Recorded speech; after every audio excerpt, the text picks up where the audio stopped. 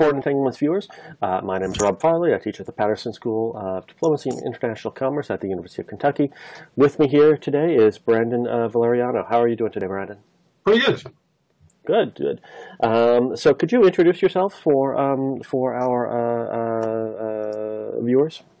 Yeah, I'm Brandon Valeriano, senior lecturer at the University of Glasgow, on a rare sunny day in town, which never happens this summer. But yeah, it's a nice day. So. Yeah, I noticed. There's quite a bit of light in there. It's more light than I associate with the British Isles. Yeah, I brought my sunglasses today, but I'm sure tomorrow I'll be back to rain and 50-degree weather during the middle of August. So. Right, exactly. So we are here to talk about your new book, which is called Cyber War and Cyber Realities. And it's not just you. There's another author, too, and I forget your co-author's name for the moment. Yeah, it's Ryan Maness, Ryan who's Maness. been with me for a long time. So we've become quite a team. So it's really helped us get some productivity done in the last few years. So he's been an enormous help. Right, and you guys have published before on subjects similar to this, but this is sort of a major new work in the field of cyber warfare, cyber conflict. Now, having read the book, or having read at least most of the book, I think if we were to boil it down, I would suggest that the main case that your book makes is that the current literature on cyber warfare and the current discourse on cyber warfare and cyber conflict overhypes to a dangerous extent both the degree to which cyber conflict has happened, the threat of cyber conflict, the damage that cyber warfare can conduct, and also kind of fundamentally misunderstands how cyber warfare and tools of cyber warfare fit into the national toolkit of influence. Is that fair, or would you like to recharacterize? Yeah, exactly. I mean, basically this was a kind of a scope exercise in the field and a bit of a corrective, because so often in cybersecurity people look to single case studies, and I come from a macro quantitative perspective, so we want to take a step back and look at the entire domain. And once you do that, you kind of start to realize that it's not so much this sort of cyber war discourse, but it's really more about espionage. It's really more about disruption, or as Gardsky and Lindsay say, about deception.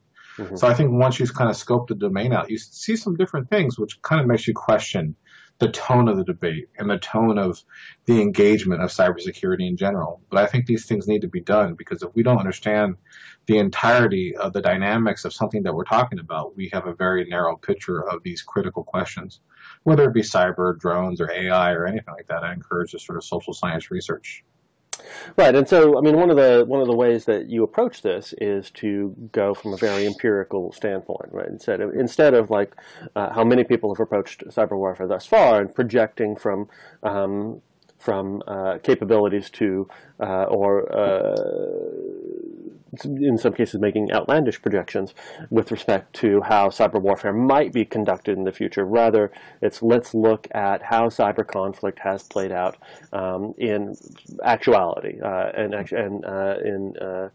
between countries and non-state actors thus far. So briefly, could you give us sort of recapitulate a little bit what is cyber conflict, what is cyber war, what are the differences, and how do you use that in the book and your work thus far? Well, for us, the definition of cyber war, very much comes from what RID has been doing recently, Thomas RID at Case College. Because the key thing for war is violence, and we're not necessarily seeing violence. We're not necessarily seeing physical destruction. There have been a few incidents. But we like to talk about this in terms of cyber conflict, kind of drawing from the militarized interstate dispute data set. And then we're looking at cyber disputes, not necessarily cyber wars. And, the key question is, what are the different types? How do they feed into the escalation dynamics? And, can we really scope the domain out? So we focus on, what we call cyber conflict. And I just pulled out the definition a second ago. So I want to be clear about this, because it took us about a year to get this definition right. You got to get the words right here and there. So our definition of cyber conflict is the use of computational technologies defined as the use of microprocessors and other associated technologies in cyberspace for benevolent or destructive purposes in order to impact, change, or modify diplomatic or military interactions between entities. So one of the key things we think is, or the key things we talk about is that this is intensely connected to political objectives and political goals. The recent Joint Chiefs hack by Russia, it's been noted time and time again, but I think people miss this, is that the kind of precipitating factor that leads to these new attacks by Russia is the rise of sanctions after the Ukraine-Crimea crisis. So there's an intense political context, and we talk a lot about the connections between cyber conflicts and rivalry and territoriality. And this idea that cyber conflict is new, that it's this expansive domain that goes beyond boundaries, isn't really true, because you can't look at the Sony hack without looking at the relationship between North Korea and America. You can't look at whatever is going on between China and America without understanding the rivalry, without understanding the dual use limitations we put on China, with all the other restrictions we put on China and the things that we do to them and they do us. This is a deeper history, and I think that's very much missed in the cybersecurity community, barring a few examples like Jason Healy's book is really good. It's more of a history kind of book, or some of the stuff that Nazli Chokri and her group are doing, but by and large, this is basically done from examples and case studies, and we instead work backwards. We do the macro perspective, we do a bit of data analysis, we do a bit of statistics, and then we go back and do the case studies, which is how I like to do my research, to kind of scope the domain and then go in and go narrower and narrower as you go on to kind of explain what we're predicting and what we're seeing. Right, and so in some sense, what the tools of cyber conflict offer a state are not, as some of the more outlandish theories have hypothesized, a way to go out and start something entirely new with somebody who's completely different than people you've had a rivalry with in the past. Yeah. Sort of a new way of achieving national goals that were unimagined prior to the advent of the digital age.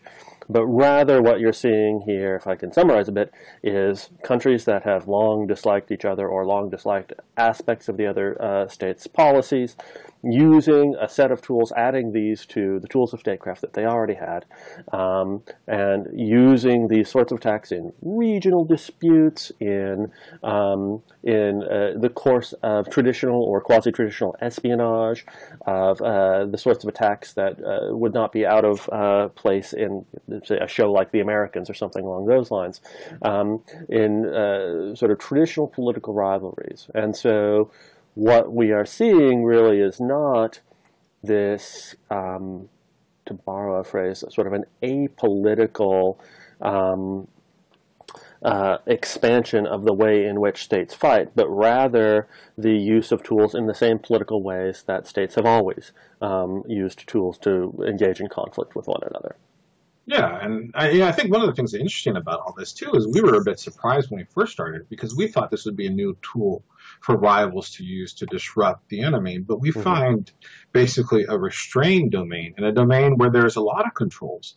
You think there's kind of this rampant exploitation of cyberspace. And there is, to a certain extent, an information stealing and information disruption. But in terms of critical infrastructure, military systems, these things are not necessarily being targeted yet. And, it's not really clear that this domain is really an effective political tactic, which is what we're doing next. That's our next focus, looking at cyber coercion, and basically looking at if this is a politically effective tactic or a militarily effective tactic. I don't think that topic's really been covered so far. But a lot of people project their hopes and dreams on technology, or more accurately, their fears, basically, because they don't understand technology and how it's used by governments and military actors. And I think we need to really kind of take a macro perspective and move beyond the Stuxnet story to really understand this domain and what's going on. So I want to, you talked about cyber restraint, and I thought it was very interesting, the distinction you guys made, and it did take me a little while to, I think, fully grasp it, but the distinction you guys made between theories of deterrence as applied to cyber warfare, and these are theories that we commonly see in this literature, that the need to establish deterrent relationships between major powers in order to prevent them from using their cyber tools to wreak havoc on others. And this is a concept that we have seen in national cybersecurity strategy and so forth, that it's not uncommon to see people trying to shoehorn cyber into a deterrent framework. The biggest objection to this that I was familiar with before reading your book was the attribution problem, that you don't know where the attack is coming from. And so how can you make a credible deterrent threat when you don't have a good understanding of the attribution of a previous attack? Now, you guys really have a different sort of objections, or a different set of objections to those. One in which is that you don't take the attribution problem all that seriously, or you argue that people take the attribution problem too seriously, and maybe you can explain what I mean by the attribution problem. And second, that you guys don't think that deterrence theory really captures what's going on here. And so could you first talk about why you don't think attribution is that big of a problem, but then second, the difference between deterrence and restraint? Yeah, for attribution, we basically talk about, the concept of responsibility, and this kind of comes from Goodman and other people. But the idea is that, there is no clear attribution in cyberspace. There kind of is. One of the problems with attribution is that the techniques that we use to figure out who exactly is doing what typically are intelligence techniques. And once we tell people how we find out what happens, that kind of destroys your intelligence network and the way you're collecting data. So it's a bit of a problem in terms of that we're not exactly clear, but the case is more about responsibility. And that once governments deploy these tactics, they have responsibility for what happens. And to argue that Russia doesn't have control over its hackers and its trolls is a wholly misunderstanding argument about how Russia uses cyberspace. And the same with China. We all know about the Great Firewall of China, and the basic idea is that while the hackers that China or Russia may use may go a bit off the books every once in a while, they are still directed by a central network, and they're still controlled by political actors, and especially America. This is very, very clear, where I've been told that the controls we have over cyber are even more stringent than the tools we have to control nuclear weapons and nuclear security. That, you hear all these stories about people in bunkers in the middle of nowhere using DOS. It's much more restrained in terms of how we use cyber tactics. So this has been, I think we need to move beyond attribution. It's a misstated problem. It's an overstated problem. We're not taking these people to court. If that were the barrier of evidence, then we would have a problem, but we're moving beyond that. And that's where restraint comes in, because I don't think deterrence works at all in cyberspace. And, I'm frankly tired of us talking about deterrence in cyberspace because it's not an effective tactic. For deterrence to work, you have to be able to survive an attack and also have the capabilities to attack. And you need to be credible and committed in displaying these capabilities. So we have a problem with survival. So if I can pause you there, in real traditional nuclear deterrence theory, this would quite literally mean that you have remaining nuclear missiles or nuclear bombers after the enemy has attacked. And so the classic is a nuclear submarine that's off somewhere that can still continue to attack even after you've absorbed a first blow.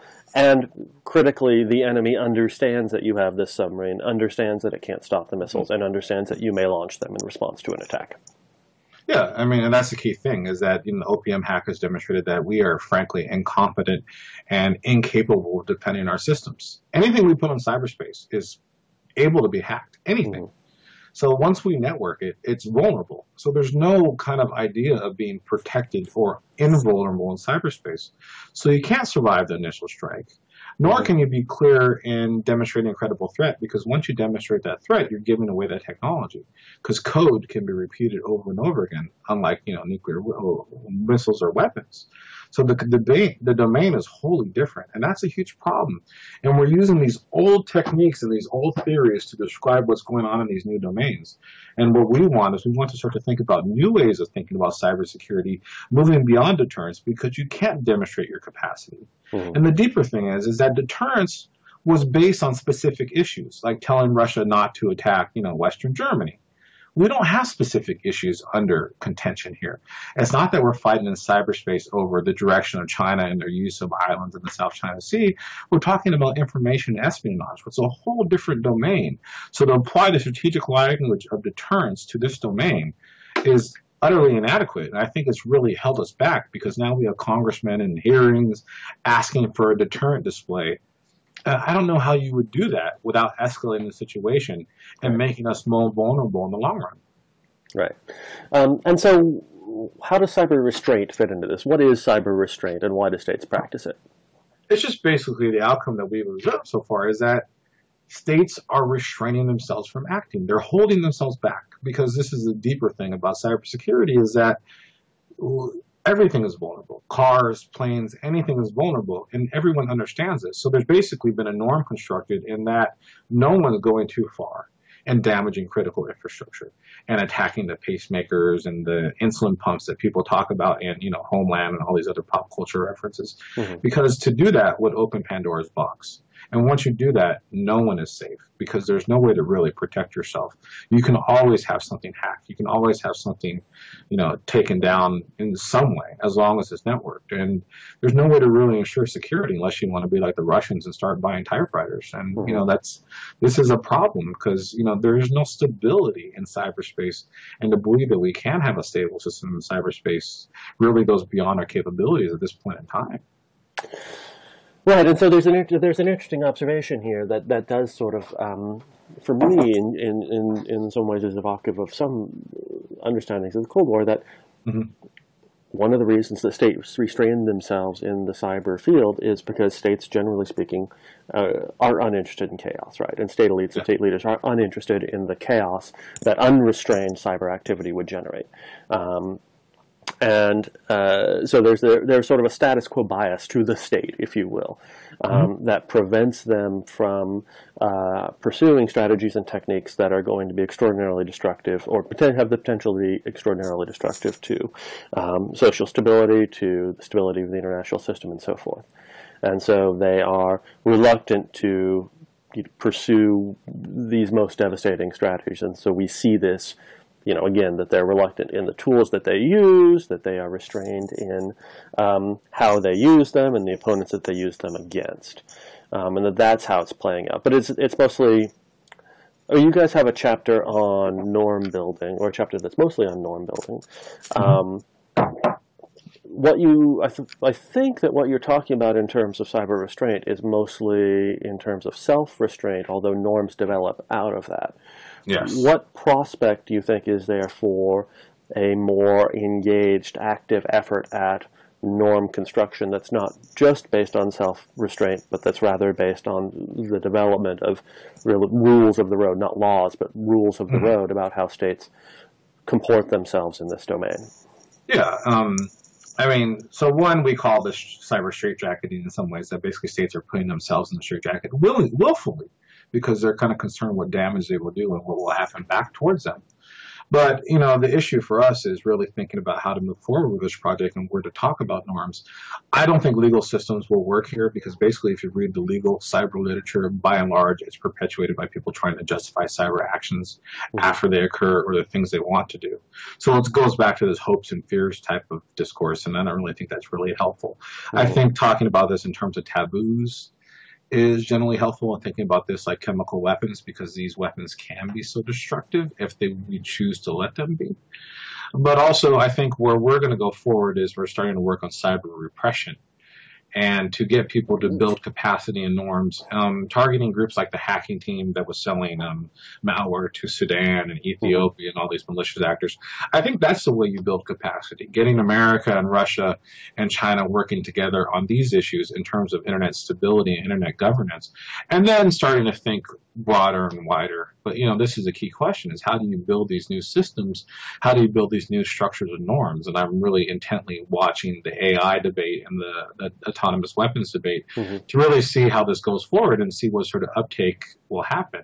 And I'm not really convinced they're going about it the right way because they're focused on stars and celebrities and trying to get America to basically say we're not going to use autonomous weapons, which is, I think that's almost impossible to tell America not to do anything. So I think we have a different strategy in kind of going towards the malicious, the hackers, the more benevolent groups out there, and then thinking about building capacity from that way forward. Is there some sort of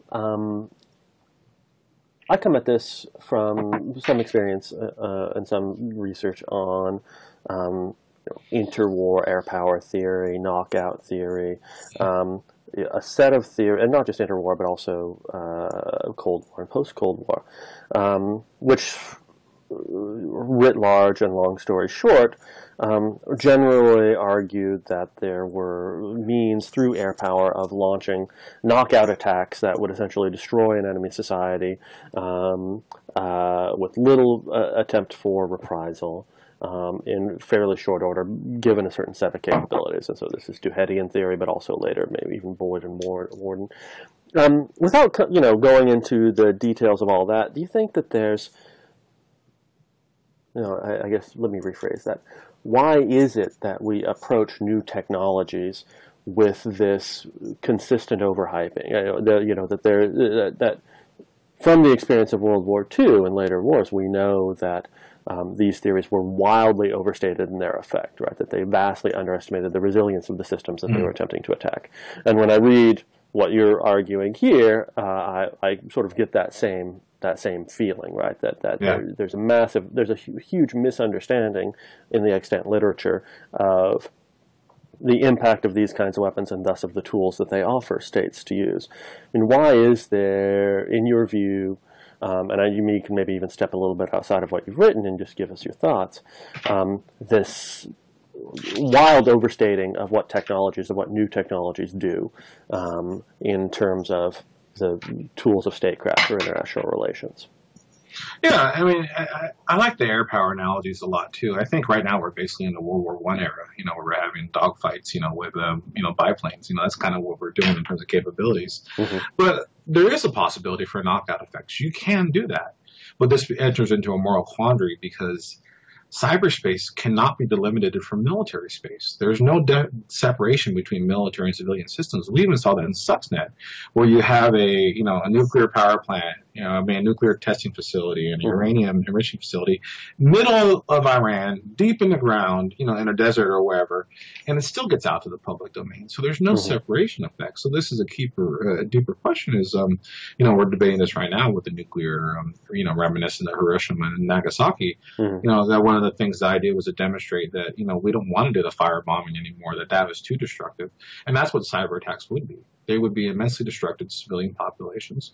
So the idea of a knockout effect, while possible, would only really be an operation if we're under like a World War situation, which, I sided with the Goldstein type of folks that, we are seeing a peaceful era. But why this is so important and why it's so critical and why people talk about it so much, I think it's because it's simply fear and dependency. That we fear what we don't understand. We don't understand the internet. And we've also become dependent on that. It's become so important to us. And even Michael Gross out of Haifa has an experiment where he shows the enzymatic reaction that you have when you lose that digital dependency.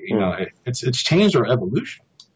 So, the shortness at which internet has become so critical to society kind of tells us how vulnerable we can be from this area. So that's why we fear this so much, because it's become so important. I wouldn't have been able to move to Glasgow and keep contacting my family and friends without digital connectivity. So losing this capability is really an intense fear that all of us have, because we've changed how we live. Every day I wake up and check email and Facebook and Twitter and all the usual, we never used to do that, but now we do. So we have to think about how that enters into our conception of security. And I think we've gone a bit too far in overhyping this threat. And the problem for me of overhyping the threat, I'm not a skeptic at all. I'm just more moderate. I think that first we need to build resilient systems and defensive systems before offensive systems, because if we want to use this as a tactic, we need to protect ourselves first, and we're not doing that. So these are 2 points that I want to come back to. I do want to come back to this question of, what are the real dangers that you're pushing back against and other people are pushing back against. So in other words, what are the dangers of overhyping this, and how does that lead us to make bad policy choices? But I want to return to, because of some of the stuff you said, right, I want to return to the question of resiliency, doing some violence to the debate on both sides. But going back to the air power analogy, the interwar air power theorists believe that the increasing complexity of industrial society made industrial society appallingly vulnerable to air attack. That you would be able to target, and by carefully targeted attacks, you could disrupt the sinews and critical nodes of industrial society and induce industrial collapse. What we found, again, writ broadly, in World War II was that complexity-induced resilience. Right, that complexity itself creates resilience. That, yes, by blowing up ball bearing factories in Germany, you created problems, but one of the interesting things about Germany was it had tons and tons of smart people who had been generated by industrial society and who were then able to solve those problems without creating that much cost. And so the complexity of the industrial society proved to increase resilience rather than to increase vulnerability. I wonder, reading a lot of stuff about cyber warfare, whether we are sort of losing out on that understanding of resilience versus complexity, right? The fact that our society is becoming ever more embedded with this cyberspace understanding, if that does not in and of itself create a degree of resilience that goes beyond any specific effort to defend or protect from cyber attack. In other words, that it creates enough expertise in the population, enough human capital, that there's an expectation that we will be able to resist a cyber attack without the collapse of civilization and going back to some sort of horrific pre-1988 world that nobody ever wants to live in again. Yeah, I mean, I don't go back before AOL. That's a nightmare. But yeah, I mean, that's the key thing is like we don't even need to focus too much on defense, even in juxtaposition to offense, because this is a problem that we're focusing on malware analysis and cybersecurity experts in defense or offense, but not in resiliency.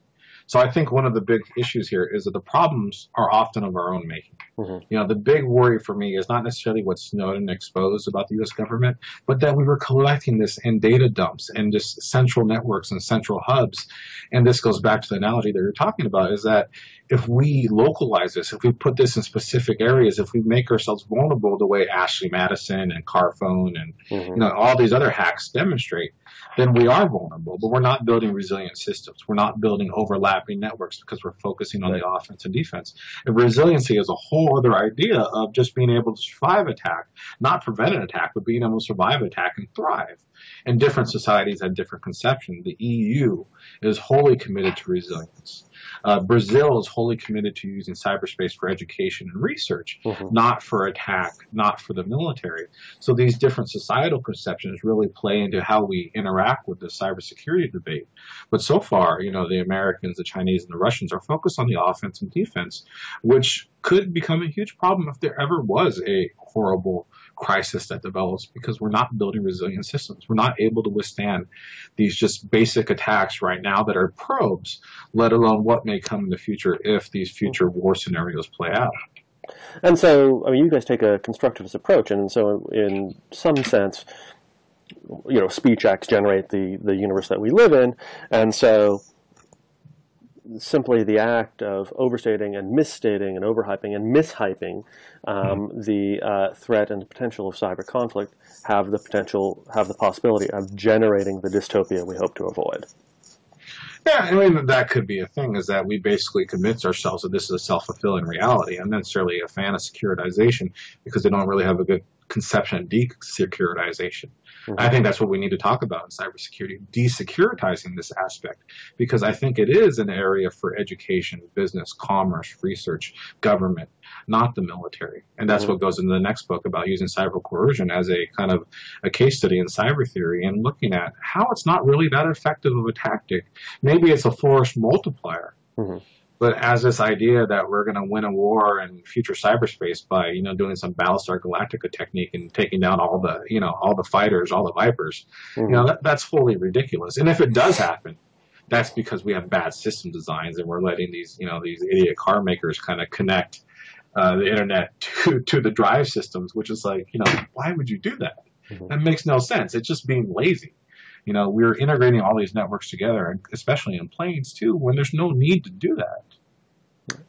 Okay, so I guess for a final couple questions, one, what's next for you, and two, for people who aren't necessarily professionally trained political scientists, what else should they be reading, should they be looking out for on this particular subject? Like, what else out there is good and interesting and worth reading? Yeah, I mean, that's a key question, and that's basically where I come in and kind of encourage people to do this research, because I think looking at drones, AI, cyber technology, all these technological fields in politics, it's a wide open kind of critical domain that we're basically ignoring to a large extent. And I get really kind of dismayed that we have a lot of talent in this field, and it's kind of, going downhill and doing the same sorts of data analysis over and over again. I think we need to look at these new areas and then kind of do what we did, is applying what we learned from the Correlates of War and other projects, and the PRIO and UPSLO projects, and applying that to these new critical domains. And I really encourage students to dive into cybersecurity, because there's so much that needs to be done. We need to look at cyber repression, cyber civil wars, the ethos of cyber hackers and non-state actors. All these critical questions are out there that anyone can kind of tackle. There are a few good people. Obviously, I've mentioned Gardsky and Lindsay. Gardsky at San Diego, John Lindsay at Toronto, Thomas Ridd at King's College, Nazli Chokari and her group at MIT. I'm curious to see what Harvard, MIT, and Stanford do with the load of money they've gotten. They've all been getting a bunch of money, but we haven't necessarily seen research from these groups, and that's what we need to see. We don't need to see these reports. We don't need to see these single country studies. We need to see real academic research and theory, which is basically lacking to a large extent at this point. And I'm really hopeful of the future, but there's a lot of people who are hesitant in jumping into the policy domain, because the policy kind of scientific domain, it's a tough kind of hurdle to overcome, because there's a lot of buy-in that needs to be taken to kind of take things like statistics or case studies at their value. But I hope that's where it goes in the future. Do you have a copy of the book you can show? I happen to have it right here. So nice blue cover. I'm really happy that Oxford made it a $9 Kindle. So it's an impulse buy. So it's nice for an academic that usually publishes $100 books. That this is really out there for the public. And we have some articles supporting it from Journal and Peace Research and Armed Forces Society. We're going forward right now. Like I said, right now I'm working on something on cyber deterrence for NATO, being critical to perspective and hopefully moving us past that perspective. I'm doing cyber coercion with Ryan Maness and Ben Jensen at American and Quantico to look at cyber military strategy. And then I'm starting to work on cyber repression with some arms control specialists. So it'll be interesting to see where we go in the future. But like I said, this is an academic tundra. There's so much that needs to be done. And, I'm kind of surprised that there hasn't been more people popping up doing it because of how critical this question is. Well, Brandon, thanks for being with us today, and all of the viewers of Foreign Entanglements, all 7 of you.